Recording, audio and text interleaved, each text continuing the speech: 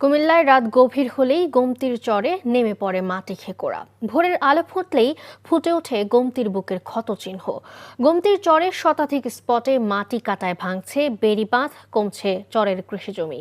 এতে করে জীবিকা হারানোর শঙ্কায় প্রায় ৫৮,০০০ কৃষক। কুমিল্লা প্রতিনিধি মাহফুজ নান্টুর প্রতিবেদনে বিস্তারিত।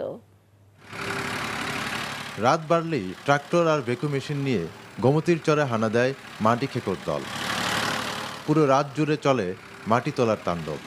যেন কেউ বাধা দিতে না পারে সেজন্য দুই পারে রাখা হয় পাহারাদার। রাজনৈতিক দল ও প্রশাসনের নাম ভাঙিয়ে শতাধিক স্পটে চলে মাটি কাটার কাজ।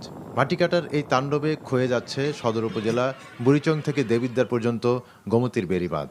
অপরিকল্পিতভাবে মাটি কাটার কারণে কৃষকের জমি নষ্ট হচ্ছে, ক্ষতিগ্রস্ত হচ্ছে শাকসবজি উৎপাদন, ধুলোবালিতে বাড়ছে রোগবালাই। মধ্যরাত থেকে এই কাজগুলা করে, যে মানে আমার বাসা হচ্ছে এরা ভূমিদস্যু।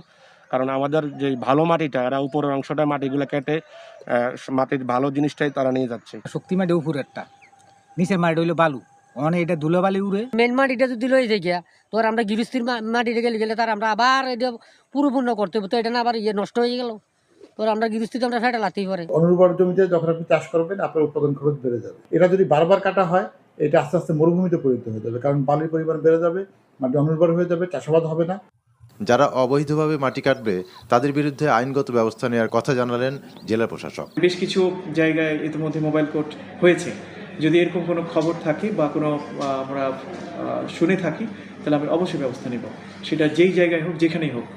গোমতীর বুক খুঁড়ে যে অবৈধ মাটি তোলার ব্যবসা চলছে তা বন্ধ না হলে ক্ষতিগ্রস্ত হবে কৃষি, ঝুঁকিতে পড়বে প্রায় ৫৮,০০০ কৃষকের পরিবার, ভাঙবে বেড়িবাঁধ, হুমকিতে পড়বে পুরো অঞ্চল। এমন অবস্থা থেকে পরিত্রাণ চায় গোমতী পাড়ের বাসিন্দারা। NTV news desk.